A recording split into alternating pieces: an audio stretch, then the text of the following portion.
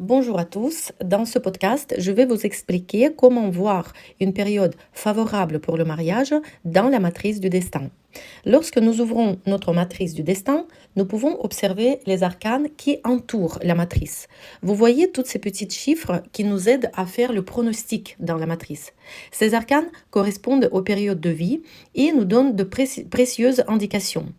Ils montrent sur quoi il est important de concentrer notre attention à ce moment précis. Et quand une personne suit véritablement le chemin de sa mission de vie, ces arcanes deviennent comme de petits cailloux semés sur la route. Ils signalent des étapes clés, des tournants importants de l'existence et nous aident à prendre des bonnes décisions. Vous savez que chaque énergie, elle a beaucoup de significations, beaucoup de facettes. Donc maintenant, on garde le contexte lié au mariage. Donc, regardez l'arcane qui correspond à votre âge actuel.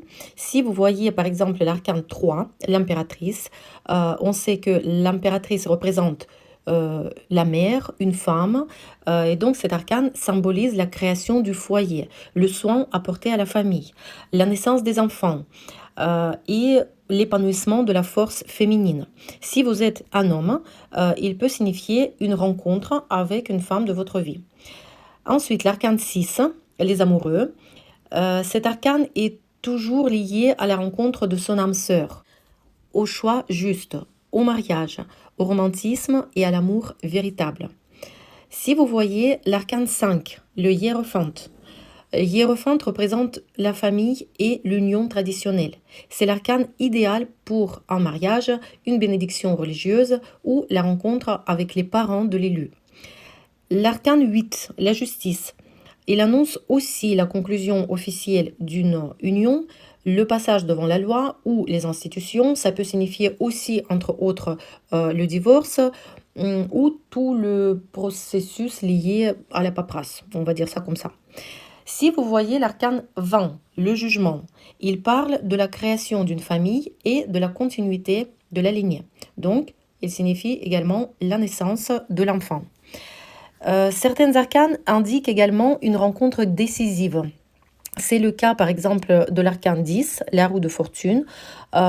Cet arcane symbolise une rencontre inattendue mais heureuse et pleine de promesses.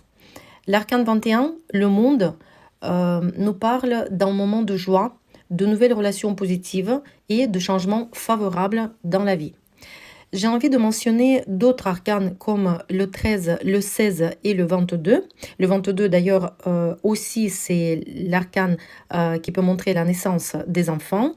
Mais ces trois, donc le 13, le 16 et le 22, signalent souvent des transformations majeures. Cela peut être un nouveau mariage, mais aussi une séparation.